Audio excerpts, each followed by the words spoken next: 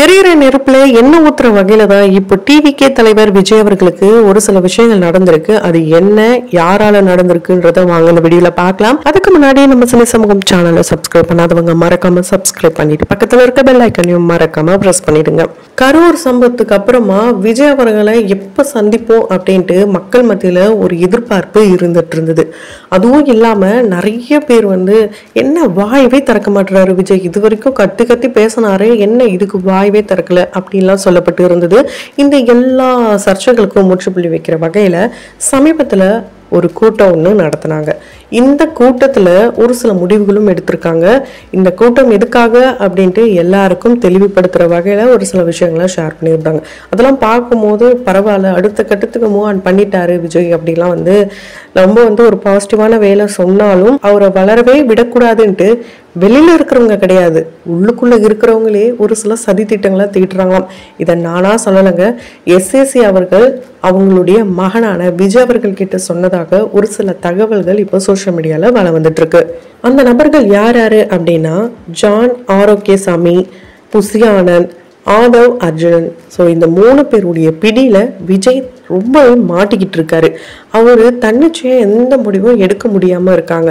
அதுவும் இல்லாம அந்த 3 பேரும் சேர்ந்து விஜய் ரொம்ப அதிகாரத்துவமா சில விஷயங்களை பேச வைக்கிறாங்க, எல்லா முடிவுகளும் எடுக்க வைக்கிறாங்க. விஜய் இந்த பிடியிலிருந்து மீண்டு வரணும். அப்படி வந்தா மட்டும்தான் இந்த டிவிகே அப்படின்ற கட்சியும் சரி, மக்களுக்கு அவர் நல்லது செய்யணும்னு நினைக்கிறதும் எல்லாமே நடக்கும். கட்சியும் அடுத்த லெவலுக்கு போகும், அவரும் ஜெயிக்க முடியும். அப்படி இல்லைன்னா அப்படியே எந்த அளவுக்கு ஒரு மோசமான நிலைக்கு தள்ளப்படும் அப்படின்றத என்னால சொல்லவே முடியாதுன்ட்டு எஸ்எஸ்சி அவர்கள் விஜய் அவர்கள் கிட்ட சொன்னதாக ஒரு சில தகவல்கள் வெளியாயிருக்கு.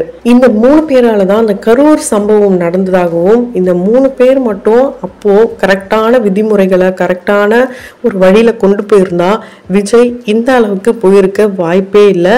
அண்ட் எந்த முடிவா இருந்தாலும் தன்னிச்சையா எடுக்கணும். ஒரு தலைவனா இருக்கிறவன் அதுதான் சிறப்பான ஒரு செயல். ஒரு கரெக்டான விஷயத்த அவர் செய்யறாரு, கரெக்டா இருக்கும்னு நினைச்ச முடிவு எடுக்கிறாருன்னா அதுதான் ஒரு சக்சஸ் அப்படின்னு அவர் சொல்லியிருக்காரு. அதோடைய ஒரு மறு கூட்டமா ஒரு கட்சியில மறு அதிகாரத்துவம் கொடுக்கப்பட்டது இப்போ நடந்த கூட்டத்துலதான்.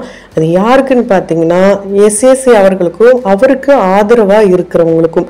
இப்போ அவருடைய ஆதரவுல இருக்கிற ஒரு சிலரை முக்கியமான பொறுப்புல நியமிச்சு இதுக்கப்புறம் தவறுகள் நடக்காம பாத்துக்கணும் அப்படின்றதுக்காக தான் இந்த கூட்டம் அப்படின்னும், இதுக்கப்புறம் எல்லாம் சரியாயிட்டு மக்களுக்கு எல்லாமே நல்லது நடக்கும் அப்படின்றத உறுதியாவே சொல்லியிருக்காங்க.